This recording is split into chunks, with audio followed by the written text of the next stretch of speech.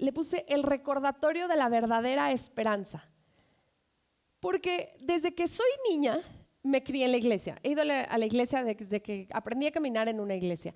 Y ya un poco más consciente, soy muy observadora, muy analítica y me intriga mucho la vida de las personas. Siempre me gusta imaginarme qué viene pensando cada persona que viene a la iglesia. Y desde que soy muy chiquita, recuerdo haber estado a la hora de la música, volteaba a ver a las demás personas y decía, ¿qué le habrá pasado a esa persona para que hoy decidiera venir a la iglesia? ¿O qué habrá pasado para que hoy esté en la iglesia arreglado o desarreglado, despeinado, no despeinado, que haya venido en alegría y felicidad o que cada uno esté sentado del otro lado? O sea, ¿qué habrá pasado para que hoy estemos aquí? Porque la verdad es que algo nos trae, ¿saben? O sea, más allá de la costumbre, puede haber alguien que diga, yo ya vengo por costumbre, pero la mayoría, pues sí puedes encontrarte muchísimas cosas más que hacer un domingo en la mañana, ¿o no? O sea, no es como que dices, híjole, no tengo nada que hacer. Pues la iglesia está abierta, ¿no? Vamos.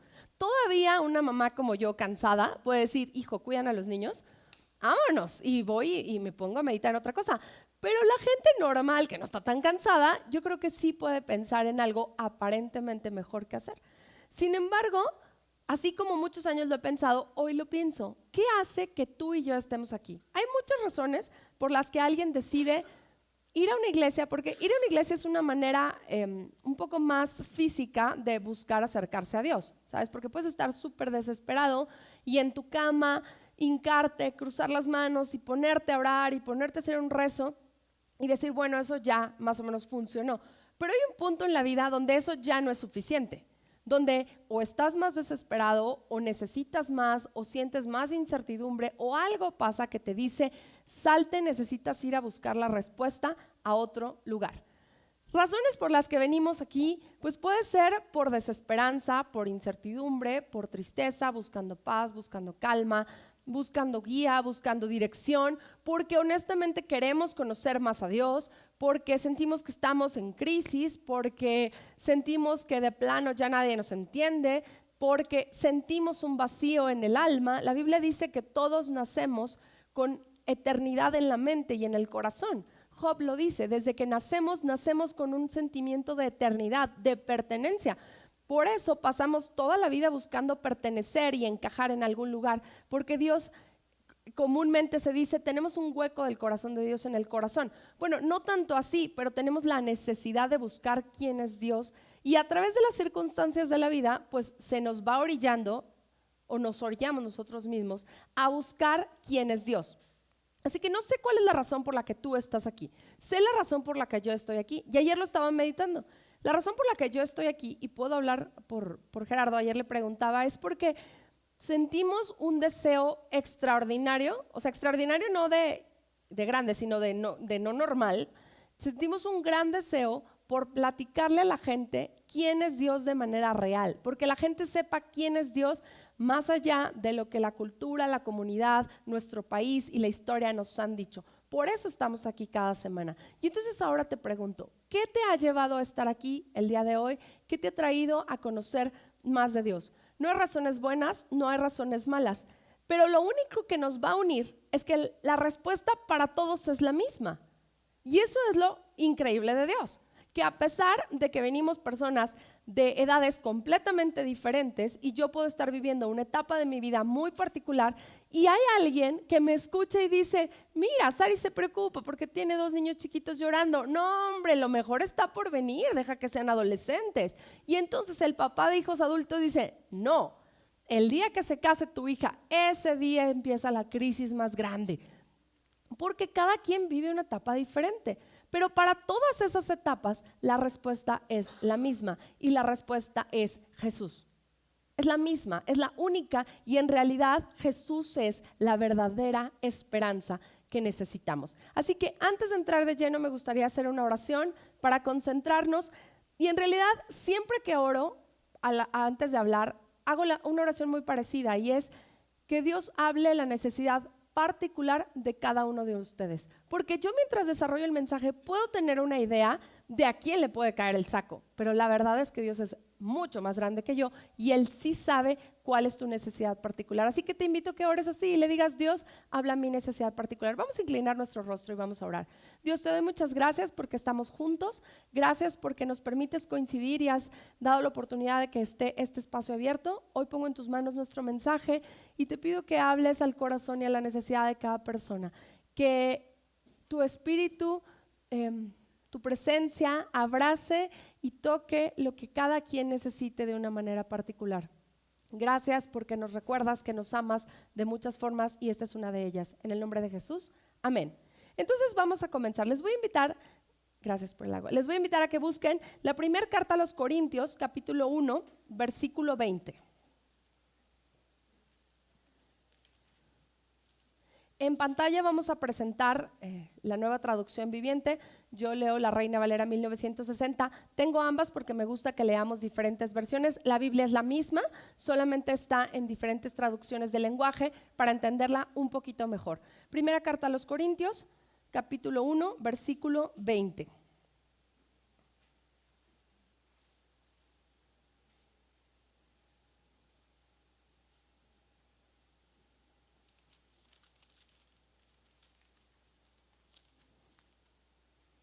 Mentira, es segunda carta a los Corintios, capítulo 1, versículo 20.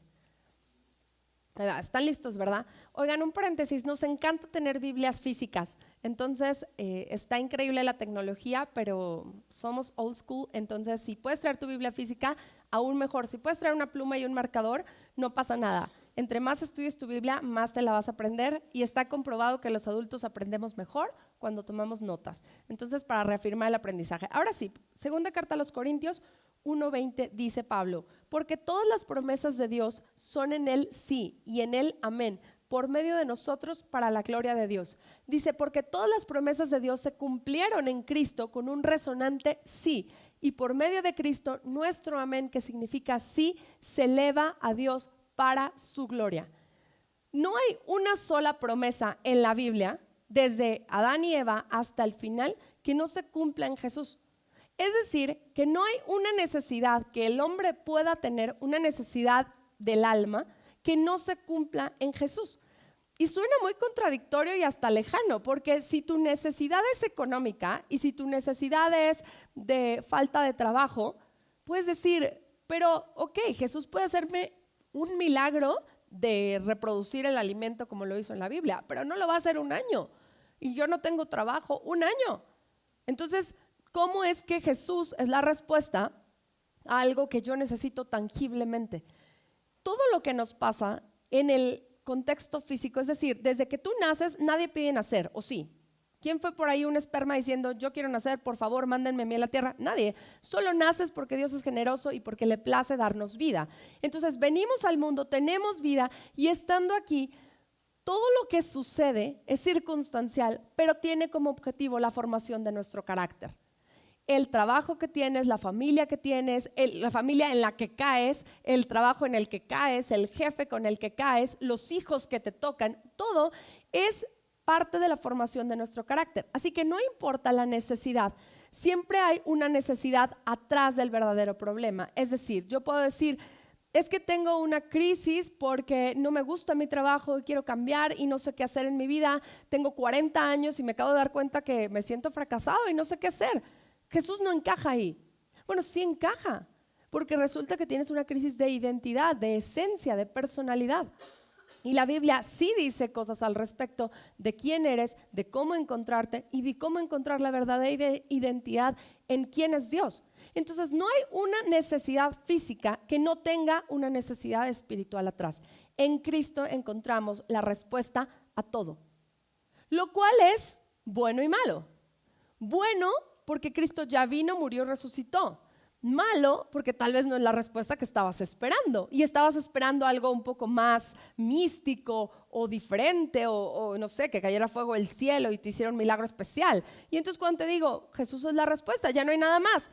Híjole, Saraí, no me vienes a platicar nada más. Desde hace muchos años en todas las iglesias se predica eso cada domingo. Pero lo que hoy quiero es recordarnos, porque se nos olvida, que de verdad Él es la única esperanza. Vamos a Romanos 10, capítulo 10, del 9 al 10, un poco antes de Corintios. viene la declaración de la fe que predicamos, dice el apóstol Pablo. Dice así: que si confesaras con tu boca que Jesús es el Señor y creyeres en tu corazón que Dios lo levantó de los muertos, serás salvo. Porque con el corazón se cree para justicia, pero con la boca se confiesa para salvación. Si confesares con tu boca que Jesús es el Señor y lo crees en tu corazón, eres salvo. ¿De quiénes eres salvo? ¿De qué eres salvo? El otro día platicaba con alguien y me decía, pues de los pecados. ¿De qué pecados? ¿De qué pecado? Porque hay gente que la verdad sí es muy buena persona. Hay gente muy mala, ¿sabes? Pero hay gente que dices, o sea, ni se debería arrepentir de nada, porque es muy buena persona. Bueno, el mayor pecado de todos, el mayor problema es que Dios nos viene a ser salvos de nosotros mismos, de nuestro ego y de nuestro berrinche de hacer las cosas a nuestra manera, porque no hay una persona que no peque de eso, ¿o sí? Todos pecamos de querer hacer las cosas a nuestra manera y parece como si fuera imposible hacer lo contrario. O sea, por más que leemos, que estudiamos, que alguien nos dice, parece como imposible. Y la inercia es hacer lo que está mal. La inercia es hacer aquello que en realidad gira en torno a mí y gira alrededor de mí. Entonces Jesús viene a liberarnos de esa cadena. Sin Dios es imposible que una persona pueda liberarse del ego. Es imposible. Solamente a través de creer en Cristo y, como acaba de decir aquí, de tener fe en quién es Él. No necesitas nada, no necesitas traer ofrendas, no necesitas hacer humana manda, no necesitas caminar cierta distancia para que Dios te perdone. Aquí dice, el que confiesa con su boca y cree en el corazón. A Dios no se le pasa nada.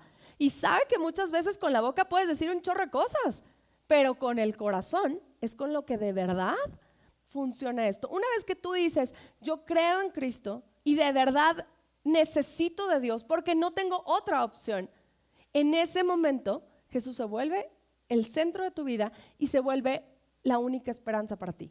Es la única esperanza para todo el mundo. Sin embargo, si tú no le pides ayuda, tampoco te va a obligar. Dios es un caballero y siempre va a respetar tu decisión. Entonces, el día que tú dices, yo te necesito, viene Dios y dice, perfecto, te voy a ayudar. Creer en Jesús, tener fe en Él, es declarar que tenemos una confianza absoluta de que Dios es el poder supremo. Ahora, esta confianza no es vana, porque al Jesús haber muerto y resucitado, entonces queda un hecho histórico, queda un hecho que se ha comprobado a lo largo del tiempo, científicamente, históricamente, a través de la gente, que resucita, nuestra fe es verdadera. ¿Qué creemos cuando decidimos creer en Cristo? Porque puede haber muchos aquí que digan, Sari, por Dios, estás hablando de la clase 1.1 de la vida con Dios. Yo ya creo en Cristo desde hace 25 años. No hay bronca, nada más, ¿qué significa eso? Significa que tú crees y yo creo que el poder de Dios que resucitó a Jesús de los muertos tiene el suficiente poder para mantener tu vida a flote. Significa ceder el control de tu vida a Dios. Y eso es lo más difícil para el ser humano. Sin embargo, es junto con pegado. Si tú no cedes el control de tu vida a Dios, entonces Dios no te va a obligar a actuar. Dios no va a... ¿Sabe? El otro día escuchaba a alguien, les decían mujeres, es como cuando decimos, Dios, es que ya no quiero decir groserías, por favor cállame la boca. Uy, ¿qué tú crees? ¿Que el día que empieces a maldecir va a venir un ángel y se va a poner una piedra en la boca? No, te dio una mandíbula, te dio dientes, te dio lengua, te dio mente para que te calles, para que tú le digas, Dios, ya no quiero ser un grosero, ayúdame a callarme. Pero cuando decimos, Dios, ponme una roca, que un ángel me calle la boca cuando voy a hablar con esa persona, no es mi responsabilidad, no quiero cederte el control, y como no puedo cederte el control, entonces tú ven y controla, así de fuera. Pero creer en Cristo significa que le cedo el control absoluto, y entonces Jesús me ayuda a librarme de esa cadena y de esa inercia que me dice, haz lo malo, sé nefasto y vive nada más para ti. ¿Cómo tenemos esa garantía? Vamos a Efesios. Está un poco después de donde estamos. Efesios capítulo 1, del 19 al 20. Pablo hace una oración extraordinaria en el primer capítulo de la carta a los Efesios. Y sobre todas las cosas pide sabiduría, pide esperanza, pide entendimiento, pide conocimiento, pide paz. Y en el versículo del 19 al 20 nos lo reafirma. Dice, voy a leer desde el 18 para entrar un poco en contexto. ¿Saben qué voy a leer desde el 17 para poder explicarlo bien? Dice, para que el Dios de nuestro Señor Jesús, el Padre de gloria, os dé espíritu de sabiduría y de revelación en el conocimiento de Él. Fíjate, Pablo está diciendo, lo que yo deseo más para ustedes es que entiendan quién es Dios, qué quiere para ustedes. Y luego dice el 18, alumbrando los ojos de su entendimiento para que sepan cuál es la esperanza a la que Él los ha llamado y cuáles las riquezas de la gloria de su herencia de los santos, para que entendamos quién es Dios y por qué Dios se quiere relacionar con nosotros, qué esperanza tenemos en el futuro y en la vida. 19, y cuál la supereminente grandeza de su poder para con nosotros, los que creemos, según la operación del poder de su fuerza, la cual operó en Cristo, resucitándole de los muertos y sentándole a su diestra en los lugares celestiales. Está diciendo Pablo, mi oración por ustedes es que Dios les ayude a entender quién es Dios. Si nosotros entendemos quién es Dios, entonces nos va a ser mucho más fácil entender qué quiere Dios con nosotros. ¿Estamos de acuerdo? Ahora, para el Día de Muertos, estaba escuchando un programa de radio donde debatían las 4 religiones más importantes. Era un ministro a cada una, un cristiano, un judío, un musulmán y un budista. Debatían qué significa la muerte en cada religión y pues ¿para qué la muerte o cuál es el sentido? Y al final la conversación derivó en cuál es el sentido de la vida, porque todos concluyeron con algo muy poético, ¿no? Es que muerto está el que no ha encontrado su verdadero sentido y el que anda por la vida perdido. O sea, pues no dijeron nada, porque todos, no importa la edad, yo sigo conociendo personas de gran edad que siguen batallando con cuál es el sentido de mi vida. Como, ¿para qué? Ya crecí, ya me reproduje, ya trabajé, ya me jubilé. ¿Y como para qué? Bueno, aquí hace muchísimo Pablo ya oró por nosotros y decía, pido que entiendan quién es Dios, para que entiendan la esperanza que tienen en Dios.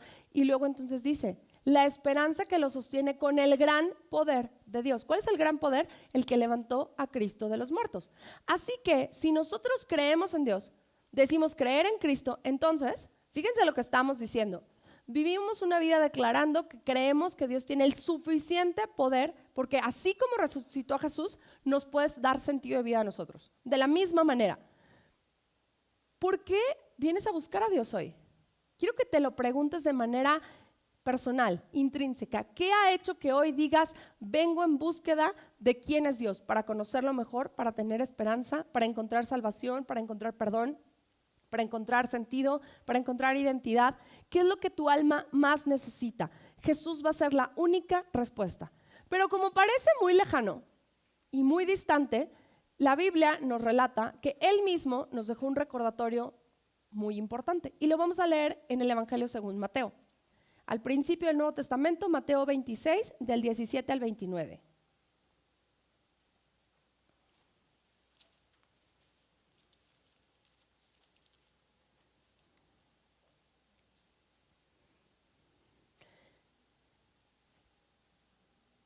En los tiempos de Jesús, todo el timing con Jesús estaba perfectamente bien planeado. O sea, cuando viene el momento de la aprehensión para que muera y para que resucite, cae justo en lo que los judíos celebraban, que era la fiesta de la Pascua o la fiesta de los panes. En esta fiesta de la Pascua, los judíos celebraban que muchos años antes Dios los había liberado de 400 años de esclavitud del pueblo de Egipto. Los judíos o los hebreos en aquel momento llegan a Egipto como una bendición. Llegan en un momento de hambruna con José, hay hambruna en la tierra y a través de la historia de José el soñador, entra en Egipto donde sí había abundancia porque José había sido el ayudante del gobernador, entonces tenía un área preparada especial para los hebreos y les empieza a ir de maravilla.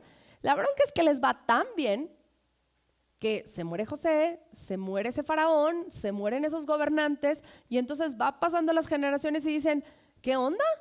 ¿En qué momento estos llegaron a nuestra tierra para empezar? Y les dimos un lugar privilegiado. Número 2, ¿en qué momento les permitimos que se empiecen a hacer más ricos que nosotros? esto no está bien, y se vuelven esclavos y están bajo la esclavitud de Egipto por 400 años. En ese momento de esclavitud, a través de Moisés, Dios hace un milagro, toca el corazón y pasa lo del Mar Muerto. Lo del Mar Rojo, perdón, donde Moisés abre el mar, los hebreos pasan, atrás pasan los carros del faraón, se mueren todos, son liberados, y entonces el pueblo de Israel empieza una nueva vida hacia una tierra especial en la cual estaban destinados a vivir, iban a ser los más fructíferos y súper bendecidos. Así que a lo largo de los años siguen festejando que Dios pues los libera, porque es algo importante que te hayan sacado de 400 años de esclavitud, no es como el inicio o reinicio de la nación de Israel. Así que eso es lo que celebraban. Así que donde vamos a empezar a leer, empieza el versículo 17, Mateo 26, 17, dice: el primer día de los fiestas de los panes sin levadura, o sea, de lo que les acabo de platicar, vinieron los discípulos a Jesús diciéndole: ¿dónde quieres que preparemos para que comas la Pascua? Y él le dijo: id a la ciudad a cierto hombre y decirle: el maestro dice, mi tiempo está cerca, en tu casa celebraré la Pascua con mis discípulos. Y los discípulos hicieron como Jesús les mandó. Prepararon la Pascua. Cuando llegó la noche, se sentó a la mesa con los 12. Así que los discípulos ya sabían, las fiestas eran algo súper importante para el pueblo hebreo, ya sabían lo que iba a pasar. Y le dicen: Jesús, ¿dónde quieres que celebremos la Pascua? Y me encanta Jesús y su impacto. Vayan con tal hombre y le dicen que en su casa. Y no vemos que el hombre dijera: ay, no, no, al contrario, ¿no? Claro, bienvenido Jesús, Mesías. Pasan y empiezan a celebrar qué era la fiesta de la Pascua y de los panes sin levadura. Ellos, por eso usamos pan de pita, que es un pan que no está esponjado. La levadura se considera como que corrompe la masa. Entonces es como una masa madre, le dicen en algunos lugares, que no se infla, está totalmente pura. Esa masa hacían unos panecitos. Y entonces había 3 tiempos de copas de vino. La primera copa de vino que le tomaba el primero y le daba como a sus amigos, era una fiesta muy de celebración amigable, muy entre amigos, muy de vamos a celebrar que Dios nos liberó. Y empezaban a pasar los panes y al final iban a comer algo que se llamaba un cordero, pero un tipo asado. Lo comían la ley decía que lo comieran con hierbas amargas, es decir, no era una comida súper rica, porque tenían que simbolizar que iban de salida. Es la comida que Dios les pidió que comieran el día que iba a ser el gran milagro del pueblo de Israel saliendo de Egipto. Entonces era una comida rápida, una comida no muy rica, pero para celebrar que estaban de paso, que estaban de rápido y que iban a ir pasando, ¿no? Se había hecho la tradición que pasaban 3 rondas de copas de vino y en el ínter iban pasando pan. Se considera que empiezan la cena y en la tercera ronda de vino, o sea, ya en la última, es donde Jesús empieza a decir estas palabras, que es en el versículo 21. Y mientras comían, es decir, ya iba avanzada la comida, Jesús dijo: de cierto os digo que uno de ustedes me va a entregar. Entonces aprovecha y le da la última oportunidad a Judas de que Judas diga: ya lo sabes, sí es cierto, perdóname, pero pues no lo hace, ¿no? Entonces, entristecidos en gran manera, comenzó cada uno de ellos a decirle: ¿soy yo, Señor? Entonces él respondiendo dijo: el que mete la mano conmigo en el plato, ese me va a entregar. A la verdad el Hijo del Hombre se va, según está escrito de él. Mas ay de aquel hombre por quien el Hijo del Hombre es entregado. Bueno le fuera a ese hombre no haber nacido. Respondiendo Judas, el que le entregaba, dijo: soy yo, maestro. Y él le dijo: tú lo has dicho. Yo siempre he pensado: ¿y los demás qué dijeron? ¿Cómo que tú? Pero como en realidad nadie entendía nada. O sea, Jesús tenía mucho tiempo diciéndoles: me voy a ir, va a venir alguien mejor, pero miren, cuando yo no esté. Y los discípulos estaban, bueno, para empezar, los discípulos eran adolescentes.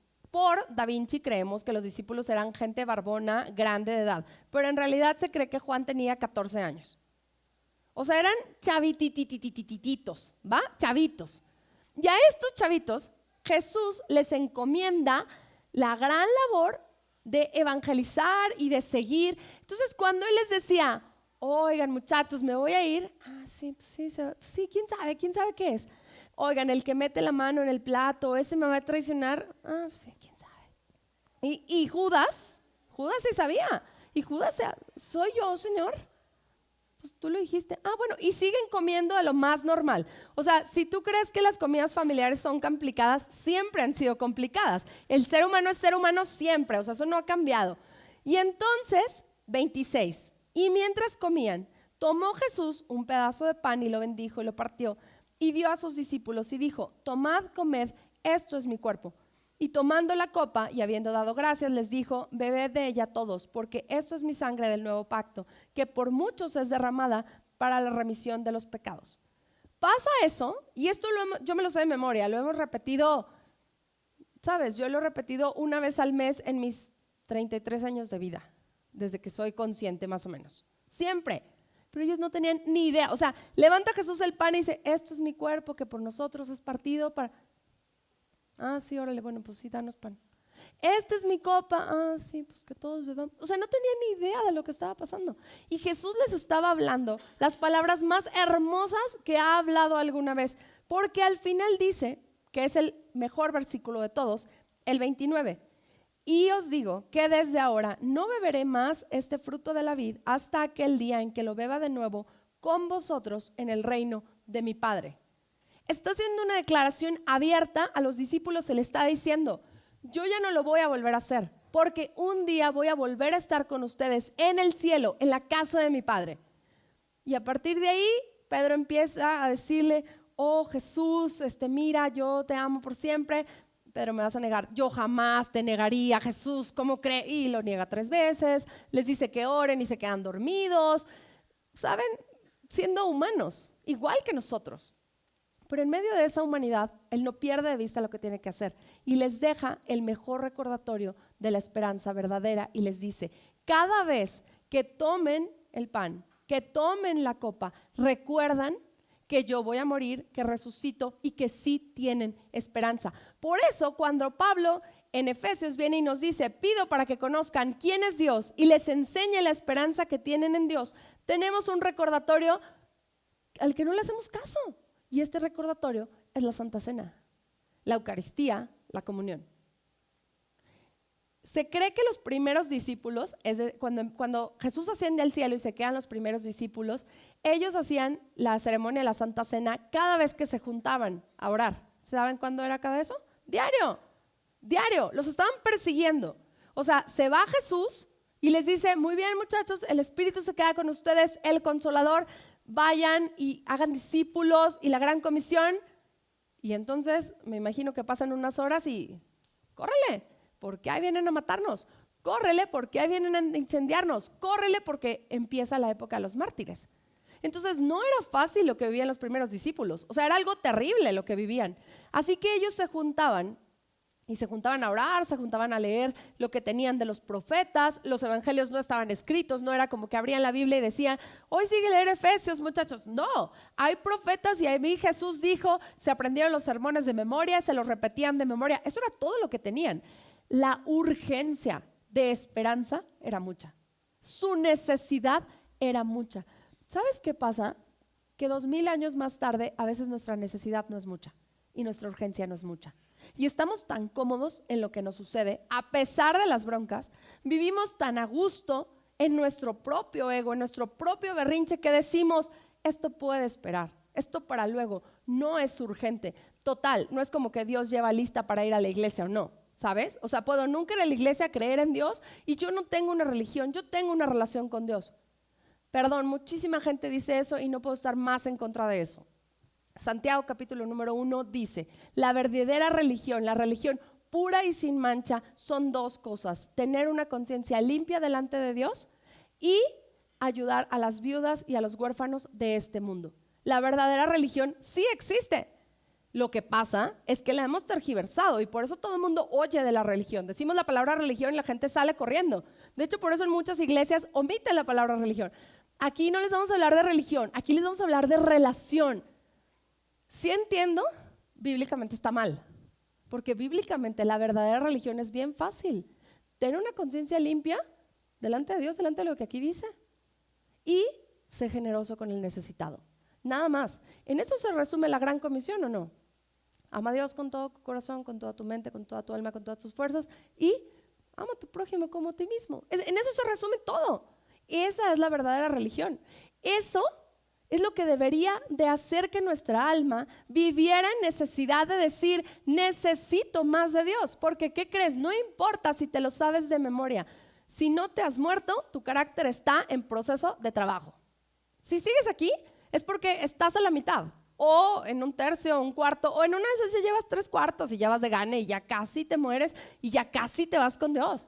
Pero como no sabes cuándo va a pasar eso y como seguimos en este mundo que nos agobia y que nos abruma y que honestamente la comunidad en general gira hacia haz lo que se te pegue la gana.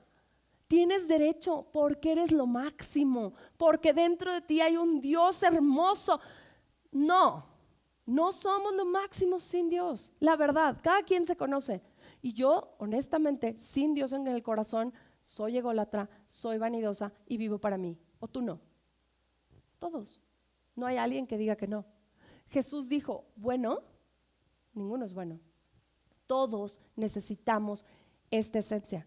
Por eso, los primeros hermanos creyentes, los primeros creyentes, practicaban la ceremonia de recordar el sacrificio de Jesús, porque ¿qué crees? Estaban desesperanzados. Bueno, más o menos. Se acababa de ir Jesús y decían, pues sí resucitó, pero nos están persiguiendo. O sea, era de verdad una urgencia. Hoy en día en la iglesia moderna, en la iglesia cristiana moderna, se ha instituido casi en todos lados, se practica una vez al mes, el primer domingo del mes. En la iglesia católica sí se practica cada domingo. Y, ¿sabes? No hay una regla. Jesús, ¿qué dice? ¿Hagan esto? ¿En qué? ¿En memoria de mí? Nada más es todo lo que dice. Ahora, me lleva a pensar algo. ¿Qué tanto es lo que necesitamos traer a la memoria lo que Dios ha hecho por nosotros? Yo creo que con mucha frecuencia. Es más, entre más cómodos nos empecemos a sentir, más necesitamos traer a la memoria lo que Dios ha hecho por nosotros, porque significa que su obra no está terminada. Entre más empiezas a crecerte en tu propio ego, en tu propio victimismo, en tu propio, ¿sabes? Todo girado en contra mía. O, por Dios, véanme, yo era como el ave fénix, o sea, estaba tirado y me levanté solo porque o sea, para donde le tires, porque son los dos extremos, significa que con urgencia deberíamos de venir a recordar lo que Dios nos instituyó, lo que Jesús nos instituyó. La muerte de Jesús implica su resurrección, la certeza de que Dios lo levantó de los muertos y la certeza de que te puede levantar a ti de la muerte en la que estás. Te puede levantar a ti, me puede levantar a mí del hoyo en el que siento y en el que me encuentro. Muchas veces hay muchos elementos que se vuelven un ritual y que se vuelve solo un ir y venir, ¿sabes? Tú llegas, ¿cuántas canciones? Aquí en Identidad cantamos 3 canciones, por logística. En realidad no hay ningún lugar en la Biblia donde diga canten una rápida, 2 lentas, aplaudan, no aplaudan, guitarra, piano, o sea, no viene, ¿sabes? Es cada quien canta lo que se le da en el ritmo que se le da. Cantamos 3 por logística, pero podríamos no cantar ninguna, sentarnos aquí y nada más platicar y sería más que suficiente. Dice la Biblia que lo que hacían los primeros cristianos era la lectura de la palabra de Dios, acción de gracias, oración y el partimiento del pan. ¿Cómo se desarrolla la fiesta después de Jesús? Bueno, se siguen juntando y era una fiesta como muy de compañerismo y de alegría y de, oye, ya no nada más, o sea, Dios nos sacó de Egipto, ahora Jesús viene y nos libera de esa esencia que tenemos. Y entonces Pablo viene y hace un último remate recalcando las palabras de Jesús, porque a lo largo de los años, pues, ¿a quién no le gusta la pachanga, no? Y resultó que ir a la cena del Señor o a la cena de los panes sin levadura, pues ya era una pachanga más, como lo es en nuestro contexto mexicano cualquiera de las pachangas que tengan que ver con algo religioso, ¿cierto o no? Claro, con todo respeto, te invitan a una boda y ¿quién muere por llegar a la ceremonia religiosa? Exactamente. Nadie, o sea, sí, ay, ya no llegamos, ni modo que lleguemos a la mitad. Ay, aparte, es en el centro y hay un chorro de tráfico, entonces, pues ya, ¿para qué vamos? No, aparte, híjole, es peor si es una ceremonia cristiana, ¿no? O sea, descuezan gallinas y quién sabe qué hacen. No vamos. Ellos solo, mira, ¿por qué pagaron? Por tu platillo de la fiesta, ¿o no? Claro. Sí, o sea, no es, pero sí, vayan a las celebraciones religiosas, muchachos. ¿Qué no es lo más importante? ¿O no? Sí se acuerda alguien, ¿no? Que lo más importante es que le prometes a Dios que te vas a casar. Que lo más importante es que si crees en el bautizo de un niño, independientemente de si yo no lo creo, pues es que se lo dedicas a Dios, ¿no? Pero ¿qué hace el común denominador? ¿Qué es lo más importante? La pachanga después, la fiesta después. Y no estoy en contra de la pachanga, pero me encanta pensar que nuestros problemas son los mismos de los primeros creyentes. Entonces, vamos una vez más a Corintios. Aquí sí es primera carta a los Corintios.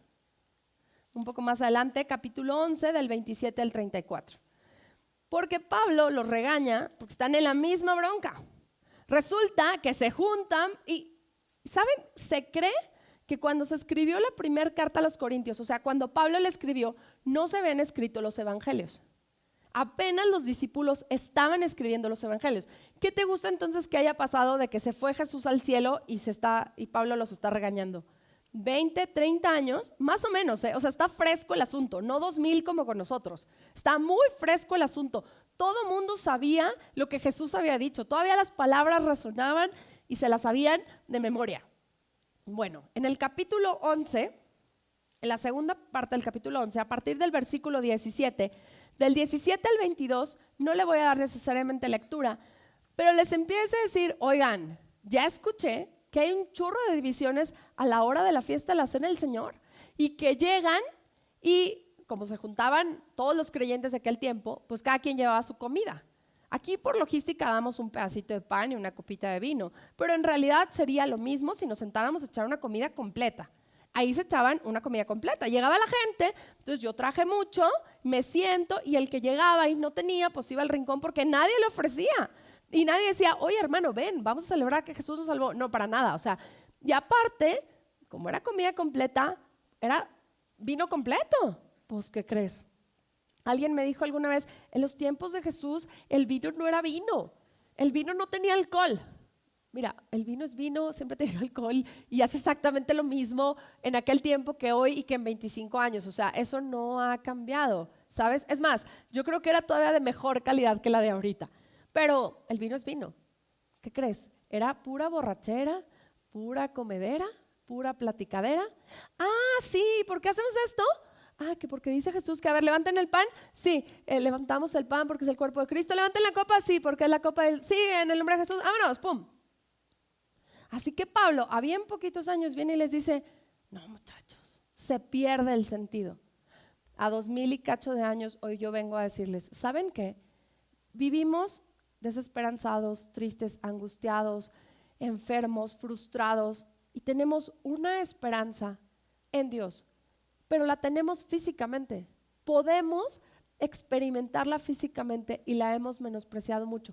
Esa esperanza es cada vez que nos reunimos, uno, en alguna iglesia y número dos, cada vez que podemos convivir a través de la ceremonia de la Santa Cena, de la Cena del Señor o del nombre que le pongamos, Última Cena. A través de eso lo podemos ejemplificar, porque como leíamos en Mateo, en el último versículo Jesús decía, hago esto hasta que vuelva a estar con ustedes. ¿Qué está diciendo? Voy a volver a estar con ustedes. Yo soy la esperanza, pero voltéame a ver a mí. No veas solo a tu necesidad actual, porque si tú te enfocas en la cantidad de comida que traes ese día, si tú te enfocas en la actitud del vecino, en que te compartió, en que no te compartió, en que te vio feo, pues entonces pierde sentido y esto ya no funciona. Hoy en día nos distraemos con muchas otras cosas. Si se fijan aquí, cada quien tiene el mismo pedacito, el mismo tamaño, pero perdemos el sentido en todo lo que nos rodea. Perdemos el sentido en el agobio, en el estrés, en las circunstancias, en lo que nos pasa y parece que es mucho más grande todo lo que está allá afuera que la esperanza que tenemos adentro. Y nos debería llevar a cuestionarnos si de verdad nuestra esperanza sigue viva. Así que, primera carta a los Corintios, capítulo número 11, voy a leer en el versículo 23, del 23 al 26. Dice, porque yo recibí del Señor lo que también les he enseñado, que el Señor Jesús, la noche que fue entregado, tomó pan, y habiendo dado gracias, lo partió y dijo, tomad, comed, esto es mi cuerpo que por vosotros es partido, haced esto en memoria de mí. Asimismo, tomó también la copa después de haber cenado, diciendo, esta copa es el nuevo pacto de mi sangre, haced esto todas las veces que la bebieres en memoria de mí. Así pues, todas las veces que comieres este pan y beberes esta copa, la muerte del Señor anuncian hasta que Él venga. Pablo tiene una historia bien interesante porque en realidad los 3 días que Pablo es ciego y se lo lleva Dios, a tener un encuentro directo con Él, está diciendo que Dios se lo dijo a Él mismo. Dice, yo recibí del Señor, o sea, Jesús, Dios mismo, Dios Padre se lo enseña. Dice, yo recibí del Señor lo que Jesús ya nos había dicho. Y cuando dice lo que también les he enseñado, la conjugación del verbo es bien importante. Significa que Pablo, esto ya se los ha enseñado muchas veces, pero necesitaba hacer una pausa, porque el vaivén del mundo estaba loco y se les estaba olvidando el sentido. Y dice, cada vez que se junten, recordamos que es gracias a Jesús, a que murió, a que corrió su sangre, que tenemos un nuevo pacto. ¿Cuál es el nuevo pacto? Antes la gente tenía que ir y llevar un cordero, una vaca, un pichón, algo, ofrecerlo, sacrificarlo, y la sangre que corría del animal era exactamente lo que simbólicamente los iba a limpiar de sus pecados. Ahora era algo que podían hacer, el perdón de pecados era una vez al año, y solo pasaba el sumo sacerdote al lugar santísimo, que era donde estaba representada la presencia de Dios en una mini cajita. No era como que volteaban y oraban. Tú y yo, ante tanta facilidad, lo hemos menospreciado. Y como podemos orar en cualquier lugar, pues no oramos, porque aquí en 2 segundos ya empieza a orar, y en otros 2 empieza a orar, y allá no. Solo pasaba el sumo sacerdote. O sea, de verdad, para los hebreos, esto era una locura. Luego no lo dimensionamos porque no sabemos el contexto, pero para los hebreos era ¿cómo? Ya no necesito un intermediario. No, Dios es suficiente. Con Jesús es suficiente, te reconectas con Dios. La Biblia dice que el día en que Jesús muere y resucita, se rompe el velo del tabernáculo. Es decir, se rompe la telita que dividía donde estaba la presencia de Dios simbólica y donde no estaba, diciendo todo mundo puede pasar. Entonces, ese es el nuevo pacto. Ese es el nuevo pacto que recordamos de muchas formas. Cada vez que abrimos nuestra Biblia lo podemos recordar, cada vez que venimos a un servicio lo podemos recordar, pero cada vez que de manera particular participamos de la cena del Señor, donde sea, en realidad eso es lo que celebramos, que tenemos esperanza. Fíjate qué increíble. Aunque tú te sientas devastado, perdido, sí tienes esperanza. Tal vez es necesario que reenfoques el lugar de tu búsqueda para que entonces encuentres la esperanza verdadera. Y entonces Pablo se dedica a explicar cómo venir a disfrutar de la cena del Señor. Y a partir del versículo 27, voy a leer 27, 28 y 29, dice, de manera que cualquiera que comiere de este pan o bebiere de esta copa del Señor indignamente, será culpado del cuerpo y de la sangre del Señor. Por tanto, pruébese cada uno a sí mismo y coman del pan y beban de la copa, porque el que come y bebe indignamente sin discernir el cuerpo del Señor, juicio come y bebe para sí. 30, por lo cual muchos hay enfermos y debilitados entre vosotros y muchos duermen. Es interesante porque en muchas otras partes de la Escritura vemos que Dios no condena y que no hay condenación para los que están en Cristo. En realidad es una palabra diferente, tiene que ver con una especie de consecuencia. Está diciendo, más bien, cuando vengan a esta celebración, examinen el corazón. Pónganse a pensar qué hay adentro. Porque venir aquí, ver un servicio en línea, en realidad no te salva, no te cambia la vida. Lo que yo diga no te cambia la vida. ¿Sabes qué te cambia la vida? Que agarres la palabra de Dios, que agarres lo que aprendas y que lo pongas en práctica. Yo puedo dar horas y horas y horas de sermones, te la puedo recitar. Y si yo misma no la vivo, a mí no me cambia la vida, porque yo decido que esto se vuelva vida. Lo mismo es aquí. Si vengo y no tengo la actitud correcta y lo hago como un ritual y lo hago nada más porque sí, digo, pues total, ¿qué puede pasar? Pues estoy enojado con Dios, pero por no dejar, por tener una más. O sea, no es un ritual más. Lo que estamos haciendo es lo más sagrado que hay, porque es decir, Jesús, quiero participar de tu muerte y de tu resurrección. ¿Cómo? ¿Tipo físicamente? En una forma. Quiero ser parte de eso. Escuché una amiga en Mujeres decía algo que me encantó y dijo, yo muchas veces he tenido que decirle a Dios que se vuelve el centro de mi vida. O sea, no fue una vez y para siempre. Porque luego pasó esa una y pasó la vida y dije, como que la vez pasada no lo hice tan bien. Y sabes, no es porque Dios diga, hijo, te faltaron 2 palabras, entonces ya no pasas al cielo.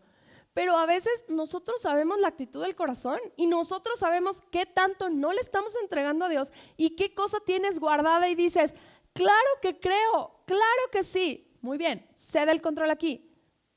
Híjole, es que Dios, si tú supieras mi historia, como si no supiera Dios tu historia. Si tú supieras cómo se ve desde mi perspectiva y Dios dice, sí, se ve terrible. ¿Quieres verlo desde mi perspectiva? ¿Quieres verlo desde donde yo estoy? Desde la mano que sacó a Jesús de los muertos. Es la mano que te puede sacar a ti de la muerte. Pero ¿quieres o no quieres? Es la diferencia. Bueno, ni tan diferente. ¿Qué crees? Jesús también decidió. A Jesús no lo obligaron. Antes de morir, Jesús le dice, híjole Dios, si pudieras evitármelo. Pues sí lo pudo haber evitado, se pudo haber escapado. No se escapa, va voluntariamente y se sacrifica. Él también decidió, tú y yo decidimos. Así que viene y nos dice, no tomen indignamente. ¿Qué es indignamente? Indignamente es venir y quererte acercar a Dios y tener algo que no le das el control. Y tener algo atorado y traerte pleito con alguien y que hay algo en lo que no cedes, que te dejes llevar por todo el ritual, por todo lo que hay alrededor, que te dejes llevar por la religiosidad, por lo místico y pierdas el verdadero sentido de una relación con Dios. Eso es comer indignamente. Y está interesante porque dice que muchos están enfermos y muchos duermen, pero en realidad la palabra correcta es morir, a causa de haber tomado la cena del Señor indignamente. Pablo les está diciendo, hay un chorro de ustedes que no están sanos física y emocionalmente porque les ha valido y porque agarran el sacrificio de Jesús y dicen, me vale. Y no, anoche dormía y pensaba y no me pude quitar esa pregunta de la cabeza. ¿Será que yo alguna vez he menospreciado el sacrificio de Jesús en mi vida? ¿Será que tú alguna vez, con tus acciones, con tu forma, con tu indiferencia, con tu chantaje, sabes, tienes conocimiento de quién es Dios y dices, pues me vale? Porque una cosa es no tener conocimiento de quién es Dios. Y en realidad la falta de conocimiento a veces es muy buena onda. Porque puedes decir, yo no sabía. Pero hoy yo, a todos los que están aquí presentes, sí saben. Todos los que están aquí ya lo han escuchado más de una vez. Y estoy segura que conforme pasa el tiempo, es menos la cantidad de gente que puede decir, nunca lo había escuchado. Pero si tú lo escuchas, y deja tú que lo escuches, dices, yo quiero creer en eso. Y cada vez que regresas, y cada vez que vienes, y cada vez que te acercas, no te acercas al 100, no te acercas con el corazón correcto, ¿qué dice aquí? Que entonces, que tal vez Dios va a decir, déjame, te mando algo para que te recuerde que si yo no te sostengo, nada te sostiene.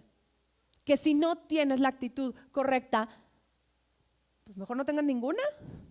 O tienes la actitud correcta o no tienes la actitud correcta. No hay un punto medio, no hay un punto de, pues cada vez que vengo siento que ya estoy menos pecador.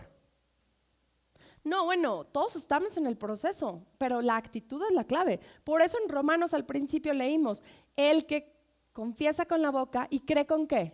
Con el corazón. Si no crees con el corazón, esto no funciona. Así que me gustaría que hoy meditáramos en esto. Examinemos cada uno el corazón. Dice el versículo 28 y con eso voy a terminar. Por tanto, pruébese cada uno a sí mismo. Coma así del pan y beba de la copa, porque el que come y bebe indignamente sin discernir el cuerpo del Señor, juicio come y bebe para sí. Significa que el que come y el que dice, me voy a seguir relacionando con Dios. Total, ¿qué puede pasar? Voy a seguir en esto, pero pues no creo al 100. Mira, no hay bronca, no va a venir un ángel, no te va a prender en llamas, no vas a salir y justo por eso te pasó algo malo y te van a chocar. No, en realidad es que no. Yo les dije, empecé diciendo que la misericordia y la generosidad de Dios es tan extraordinaria que nadie pidió vida y aquí estamos. Es más, honestamente yo anoche, antes de dormir, oré y no dije, Dios, y te pido que mañana me mantengas con vida. ¿Quién oró así ayer? No, fue, y mañana que asumo que voy a tener vida, te pido por la iglesia que sean tus palabras, que no sean las mías, bla, bla, bla, bla, bla. Y esa pequeña oración de, ay, te encargo que mañana me des vida, yo no la hice anoche. Puede ser que alguien sí. Probablemente alguien que está en una crisis de salud sí la hizo anoche. Yo no, la verdad. Porque lo asumí. Y aún así, Dios ha sido tan bueno y tan generoso que dijo, es que sí quiero que tengas vida. Y hoy Dios te dice, quiero que tengas vida. Quiero enseñarte cuál es la esperanza que hay en mí. ¿Cuál es tu crisis? ¿Tu crisis es económica? ¿Qué te parece si te acercas a Dios y revisas cómo está tu administración? ¿En qué se te está yendo el dinero? Digo, porque si haces trampas, no te va a funcionar la lana. Acércate a Dios.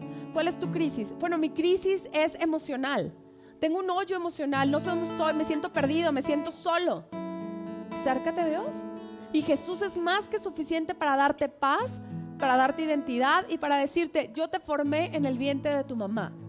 Yo te formé. A mí se me ocurrió que era una buena idea que vivieras y que existieras, pero acércate a mí. Imagínense que nos viéramos con los ojos con los que Dios nos ve, no con los que creemos que nos ve. ¿Me explico? ¿Sabes? Porque les decía hace rato que los discípulos nos los imaginamos viejitos barbones, porque pues Da Vinci así se le ocurrieron. Pero en realidad ni eran viejitos barbones, ni Dios es un viejito barbón sentado esperando a ver a quién asesina inmediatamente. ¿O cuándo han visto que la gente se desaparezca de la calle solamente porque dijo una mentira? A ver, la neta, ¿cuándo han visto que una persona que es así pero que la riega, que es infiel? ¿Cuándo han visto un violador que en el momento, en el acto, se incinere? Bueno, nos haría eso, ya se hubiera acabado ese asunto. Pero como no pasa, pues entonces en realidad parece que no pasa la gran cosa. Pero la necesidad de Dios ahí está. Y tu corazón y mi corazón fue diseñado con eternidad ahí, con necesidad de Dios. Como cada primer domingo del mes, como les platiqué en la historia, aquí celebramos la Santa Cena. ¿Cuál es el único requisito para venir y para poder participar? Creer en Cristo. Creer en Cristo y venir con la actitud correcta. ¿Cómo sabes si tienes o no la actitud correcta? Ponte a cuentas con Dios. Ora y dile, Dios, si hay algo aquí que sigue mal, porque hay cosas evidentes, pero luego hay cosas que dices, oye, pues yo creo que ya no voy tan mal. Y no significa que Dios diga, no te has dado cuenta que hay 3,000 más escondidos. No, pero es decirle, es una actitud constante de decir, Dios, necesito constantemente venir, estar en esta retroalimentación donde mi carácter se parezca a tu carácter. Ese es el mejor objetivo que cualquier persona pudiera pedir.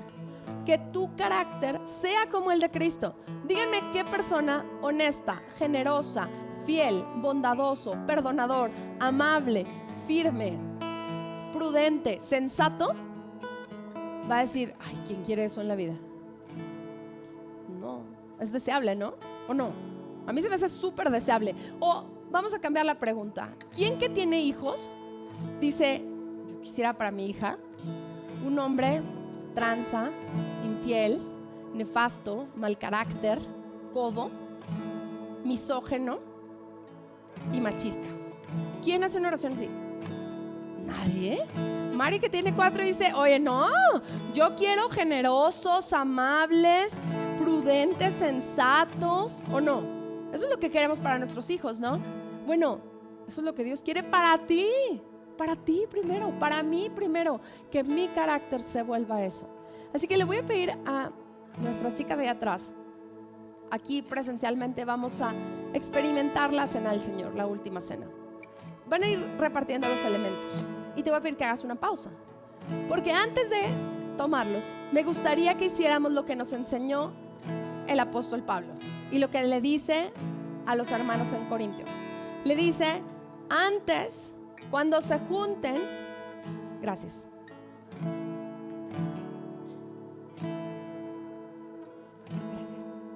Cuando se junten, porque como les dije, allá era algo muy común.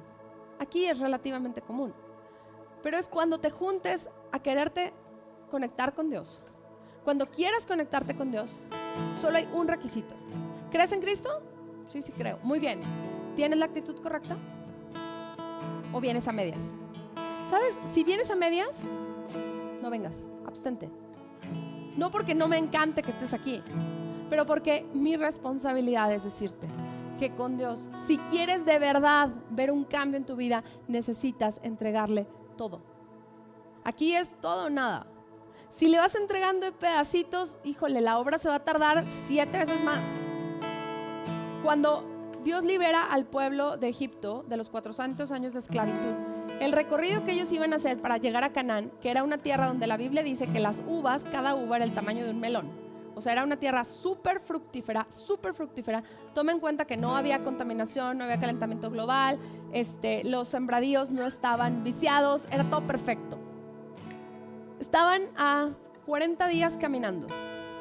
Pero el pueblo de Israel ve el milagro. O sea, yo no sé si tú comúnmente has visto un mar que se abre en dos, que haya un camino seco, que pase la gente y luego que se cierre y los otros se mueran. ¿Tú lo has visto? Yo jamás. He visto milagros, nunca he visto un milagro así. Bueno, lo ven, o sea, así lo ven. Ven las 10 plagas. Terminan de cruzar. ¿Ven que se mueren los egipcios? Caminan no sé cuántos kilómetros mínimos. Ay, Moisés, es que nada más vamos a comer este pan. En Egipto, esclavos, pero había carnita. Y aquí en el desierto no hace pan. Ay, Moisés, es que el sol ya me caló bien feo. Ay, Moisés, es que no me gusta el agua. Ay, y siempre pienso, pobre Moisés. Eran miles, cientos de miles, todo el santo día. Moisés, no me gusta, no quiero. Y entonces les ocurrió una gran idea. Deberíamos de regresar a ser esclavos. Es que esta libertad está horrible. Y uno podría decir, ¿qué? ¿Acaso tú y yo no hemos de verdad a veces dicho, me gustaría mejor no conocer de Dios? Porque desde que conozco a Dios, todo me va mal. Porque desde que me acerqué a Dios, hasta parece peor. Todo se juntó en mi contra. Y mira, aquel no conoce de Dios y le vale, y le va tan bien. No sé por qué pasa. ¿Sabes? Lo que sí sé es que todo lo que nos sucede es formación del carácter. Y si tu vista y mi vista sigue pensando en que el sol, en que quiero una carnita, en que ya no me gusta este pan del desierto, no vas a caminar hacia donde debes. Ellos se tardaron 40 años. En vez de 40 días, 40 años. Y no solo eso, la generación nefasta, quejona y berrinchuda se murió en el desierto. Los únicos que entraron de esa generación fueron Caleb y Aarón, nadie más. Al contrario, los hijos que tenían una mente renovada, que tenían una mente diferente, ellos sí entraron. Pero toda la bola de quejumbrosos se murieron en el desierto. ¿Te vas a morir en el desierto? No estoy diciendo que se fueron al infierno, No, en una de esas disfrutan de la eternidad con Dios y están bien padres. Pero aquí en la tierra se emberrincharon. ¿El nuevo pacto cuál es? ¿De qué te libera Dios? A Egipto fue 400 años de esclavo. ¿A ti de qué te ha liberado? ¿De qué esclavitud te ha libertado? ¿De la esclavitud de ti mismo? ¿De la egolatría? ¿De la vanidad? ¿De la inseguridad? ¿De la pasividad? ¿Del creerte lo máximo? ¿De qué te ha liberado Dios? ¿De ser un don nadie? ¿De estar perdido? ¿De no tener sentido? Si ya te ha liberado o hoy es la primera vez que escuchas y quieres sentir eso, este es el momento perfecto para decirle: Dios, como dice Romanos, declaro con mi boca y creo con el corazón. Y te pido perdón si antes te he buscado con un corazón incorrecto, porque hoy de verdad te quiero entregar el control de todo. Así que les voy a pedir a los que estamos aquí presentes que cerremos nuestros ojos y nos concentremos un momento. Y cada quien le diga a Dios aquello en lo que tiene que ponerse a cuentas con Dios. Vamos a orar. Dios, te doy muchas gracias porque sigues siendo fiel a pesar de nuestra necedad y nunca dejaré de agradecerte eso. Gracias por tu palabra, porque en medio del temor que Jesús pudo haber sentido a punto de ser llevado, victimizado, martirizado, se hace un espacio para darnos un recordatorio extraordinario. Perdónanos porque a veces lo hemos pasado por alto. Gracias porque este recordatorio donde nos dices que sí tenemos esperanza en ti, que Jesús es la respuesta a todo. Señor, yo hoy, junto con mis amigos que me escuchan, quiero decirte que yo declaro con mi boca que eres el Dios de mi vida. No quiero buscar las respuestas en ningún otro lugar. No quiero seguir esforzándome por tener las respuestas de mi forma y de mi manera. Te pido que seas tú el único centro de guía de entendimiento, que me des un conocimiento profundo de quién eres. Y en el corazón decido entregarte el control absoluto. No quiero guardarme algo. Señor, a todos los que estamos haciendo esta oración, te pido que nos traigas a la mente y a la memoria aquello en lo cual tal vez no nos hemos acercado a ti dignamente. Aquello que nos estamos reservando y de lo cual no te queremos dar el control, ¿sabes? Porque queremos disfrutar de la esperanza que tenemos en ti. Hoy recordamos que moriste, Jesús, que resucitaste y que a través de este pan que partimos, a través de este jugo de uva que tomamos, nos recuerdas que nos amas, que nos has amado a pesar de todo y que nos das una esperanza y nos das una nueva vida en ti. Yo te pido que llenes la necesidad de cada uno de mis amigos, que al que haga falta paz, consuelo, certeza, dirección, guía, no sé, Señor, tú sabes, a todos danos lo que más nuestra alma necesite para que encontremos en ti la única, la verdadera esperanza para tener vida aquí en la tierra y tener vida y en esperanza contigo. Muchas gracias te doy, Señor, en el nombre de Jesús. Amén.